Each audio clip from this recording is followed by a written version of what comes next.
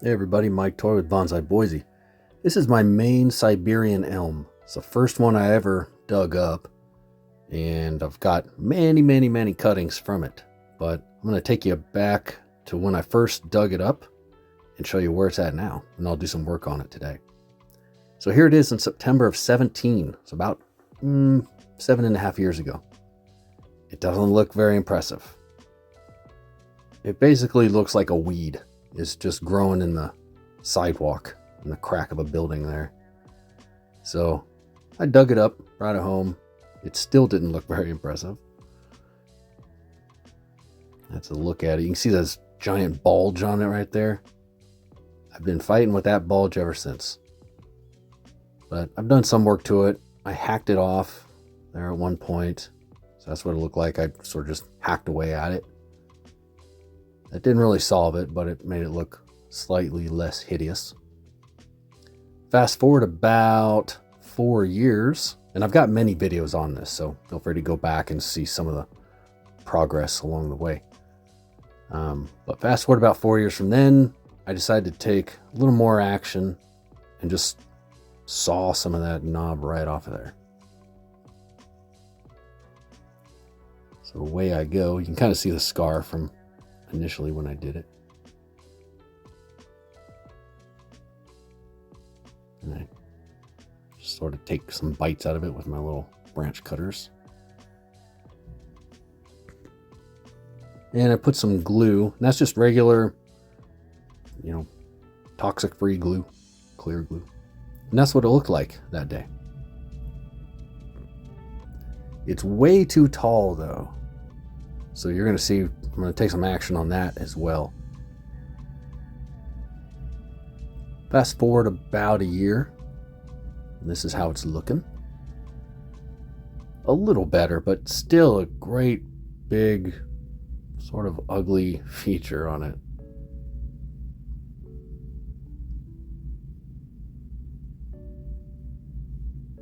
It looks slightly better, I guess. But we're not going to focus solely on that big ugly feature. We're going to focus on some of the more positive things about it too. I do love Siberian elms. I really do. This was just my main one and my first one that I ever got. But since then, I've air layered it, which I'm going to show you. I air layered the top of this off. Right above that, actually, right there. And like I said, I've got many cuttings. I made a forest out of some of the cuttings, and so this is when I do the air layer. I've got a video on this if you want to see all the footage of it. Unfortunately, I don't have footage of when I harvested the air layer. So there it is with the top half off. And I'll show you what it looks like too, but I don't know how or why, but I didn't get footage of me actually cutting the top of it off. But this was about a year later. So I at some point had taken the air layer off and I repotted it into this big training pot, which it is in up to now.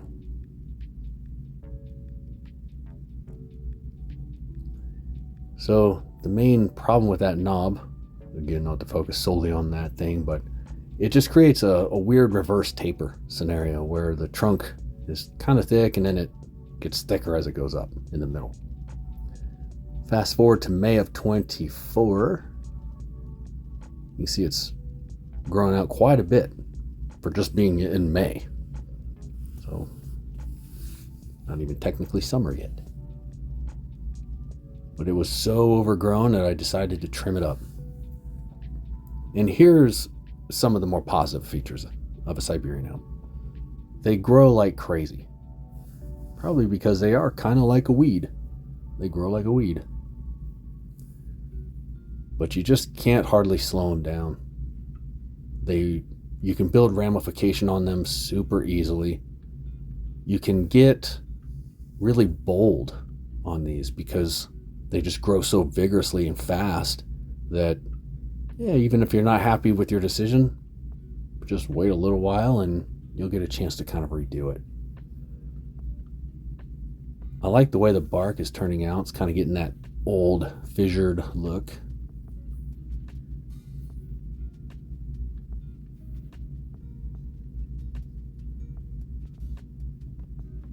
That's where I took the air layer off, which I will give you a look at. Not in this particular video. I'm going to do a separate video probably next week on the top half. This we'll just call the bottom half. And I'm going to show you how fast and crazy these things grow. So remember, this is in mid-May of 24. I just go through and just sort of trim it up. I take it down to about 1 or 2 leaves per branch. There's a close-up. They grow so fast and vigorously that they grow in the wrong places a lot. So you got to keep your eye on that. Like right there, right at the base of 2 branches. You want to avoid that because these will get reverse taper, as you saw down below. Here's another good example. Just this spring, that big thick branch in the middle there came out of the elbow of 2 other branches, and it just took off. It is outpacing both of them. So if I let that continue, that'll be a big problem. Then we'll have a branch up top that's thicker than branches below, and it starts to look goofy and imbalanced. So we'll get rid of that. Nip it right in the bud. Literally, not just figuratively.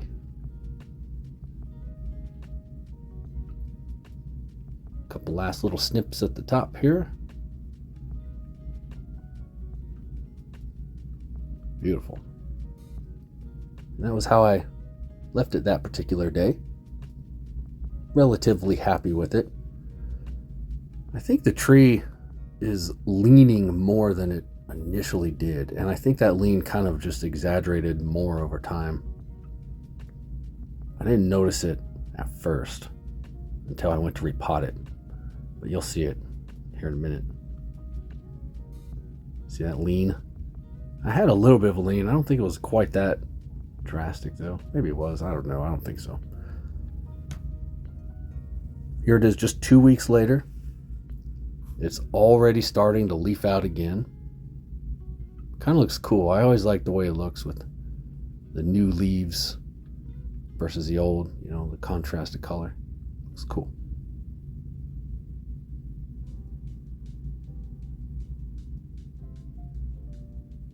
Fast forward another couple of weeks, 3 weeks or so from there, and as you can see, it's grown out again. I think this was the official first day of summer too. I'll spare you all the trimming details. That's what it looks like. The point to that was mainly just that it grew out a lot in 3 weeks. And I think this is the point where I start to realize that more drastic action will have to be taken on this tree. It's just too tall. It was too tall before. I hair layered the top, and now it's still too tall. But at this point in June of 24, I didn't have an immediate plan on what to do with it. You see what I mean with that ramification? That's all clip and grow for the most part. I don't think I wired this at all, ever.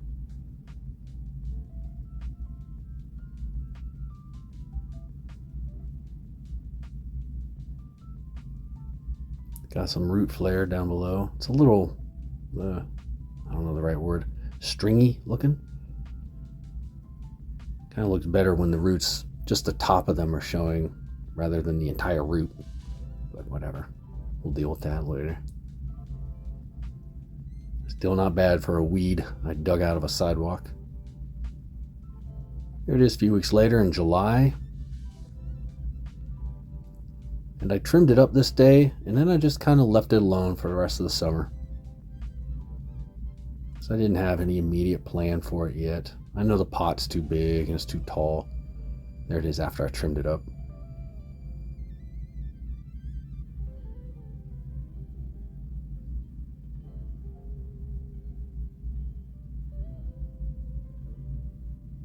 Fast forward, it went through fall and winter, and now here we are, and well, technically this is the end of February, so it's late winter. I just figured I'd give it a trim. Even at this point, I didn't really have any plan for it.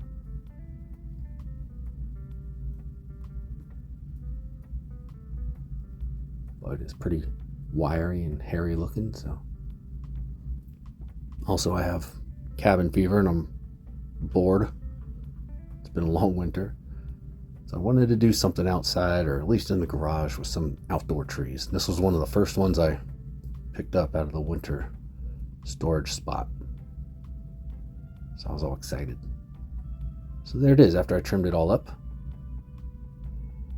It does have a cool winter silhouette.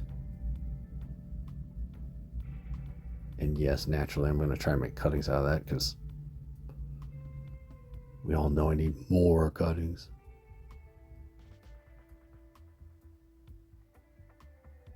But this is when I start thinking about, okay, what am I going to do? Am I going to air layer again? Am I just going to chop? Do I chop down to that bottom branch on the left or the second one up from that? Big decisions.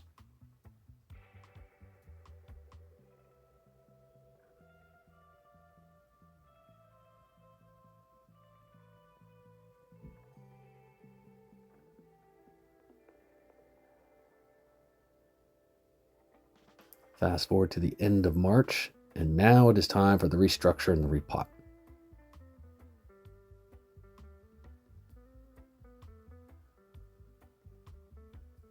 And by restructure, I have a mostly thought out plan. I'm going to repot this into a different pot, a better pot, smaller pot too. I'm going to stand it more upright because I am pretty convinced at this point that lean is way more drastic than it was initially.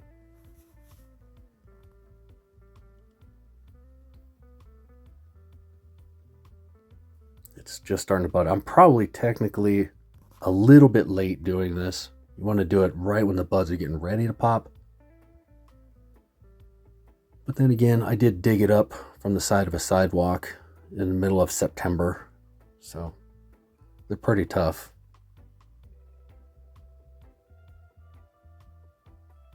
So first I just sort of nip away at it a little bit.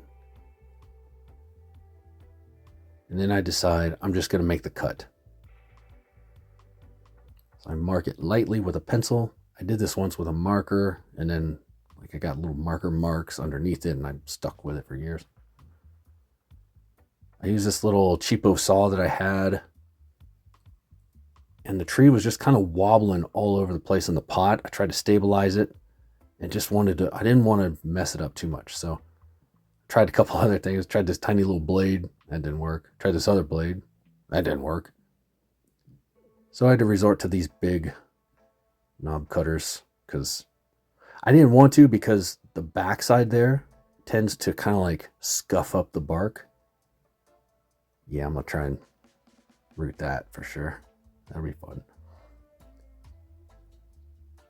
So the knobbers made quick work of it, but you can see it kind of did scuff up the bark just a little bit there. Not the end of the world. It's a nice clean cut though. Kind of scary how clean that is. If I was just a couple millimeters lower, that might have done some damage. Might have cut that top branch off accidentally. So I'm going to stand it more upright, kind of like that. Just going to clean up this cut where I scuffed it.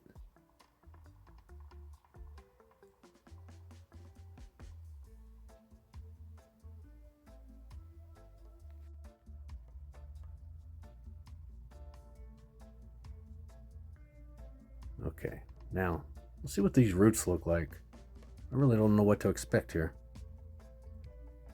It looks good on one half. It's that back half I'm worried about. It was kind of wobbly.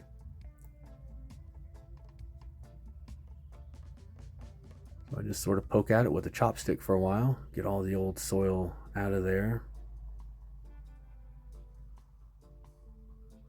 I have a bucket of water that I'm going to dunk it in to clean it up too.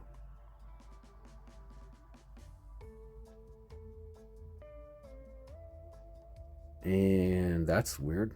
It's a weird root situation. I'll get it cleaned up here and then give you a better look at the weirdness of it. So there it is. It's kind of weird. Those roots, now that it's going to be upright, what was going parallel with the soil line is now going straight down. So that lean kind of hurt me a little bit. But not the end of the world. But even aside from that, kind of looks like a beard. I don't know what that looks like. It looks like a beard or something. But still, the root situation is kind of strange. There's almost no roots on this back side of it. So I'm going to try and cheat, and I'll show you how. Because you want them to be radial all the way around in a perfect world. And I got more like a half moon style, where it's radial around halfway. Imagine the soil line kind of like that, roughly. So I'm going to take one of the roots from the other side and bring it across like that. And hopefully that root will start to fuse with the bottom part of that trunk. And it's kind of like grafting. Think of it like that. It's like grafting a root on there. I'm going to try it at least. Why not? Then here's the pot I'm going with.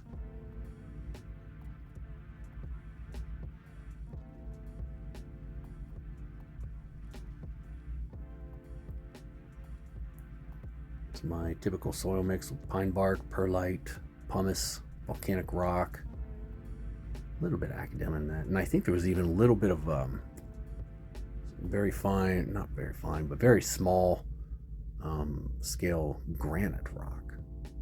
I got that from somebody.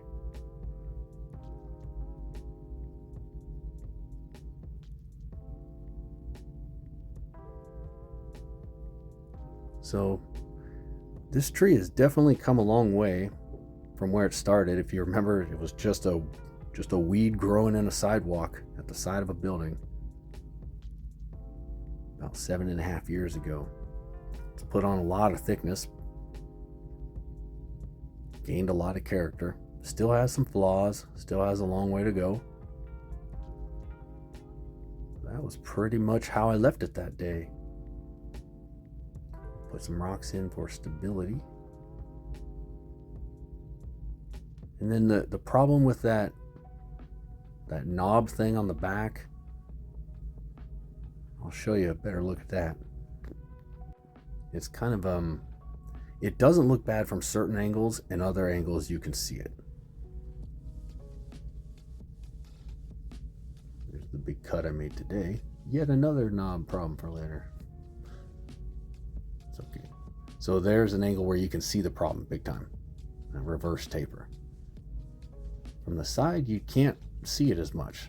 From the front or the back, you can. So we'll continue working on that. But that's it for now. That's where I leave it. So that's the long journey of this Siberian elm. Please like and subscribe. Leave me any comments that you've got. Appreciate it. Have a good rest of your day.